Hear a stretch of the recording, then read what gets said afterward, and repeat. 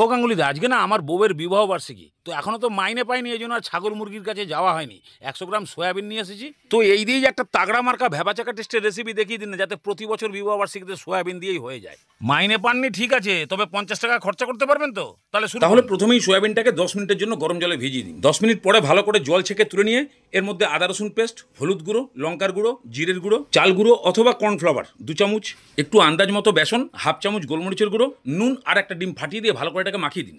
এরকম আঠালো টাইপের মাখা হয়ে গেলেই গরম তেলে টুক টুক টুক করে ছাড়ুন, নাড়িয়ে চাড়িয়ে ভেজে একদম পকোড়া টাইপের করে তুলে নিন। এবার মেন রেসিপিটা হবে, কড়াইতে আন্দাজ মতন তেল নিন, তার মধ্যে এই গোটা মশলাগুলোকে দিয়ে হালকা ভেজে নিন। তারপরে পেঁয়াজ, আদা, রসুন, টমেটো দিয়ে যেরকমভাবে গ্রেভি বানান। তবে টমেটো দেওয়ার পরে হলুদ গুঁড়ো, লঙ্কার গুঁড়ো, জিরের গুঁড়ো, কাশ্মীরি লঙ্কার গুঁড়ো, পরিমাণ মতো নুন আর সামান্য জল দিয়ে খুব ভালো করে কষিয়ে মশলা থেকে তেল ছেড়ে গেলেই 2-3টে সেদ্ধ আলু ম্যাশ করে দিয়ে মশলার সঙ্গে ভালো করে মিশিয়ে তারপরে জল ঢেলে দিন, খুব ভালো করে ফোটান। এইরকম টগর বগর ফুটতে শুরু করলেই অল্প করে কসুরি মেথি, গরম মশলা আর পকোড়াগুলোকে দিয়ে 2-3 মিনিট ফুটিয়ে দিয়ে নামিয়ে দিন। এবার অপরাজিতার মালাফালা পরে বউকে আদর করে একটু খাওয়ান। প্রতি বছর বিবাহবার্ষিকীতে কিছু থাকুক আর না থাকুক, সোয়াবিন থাকবেই।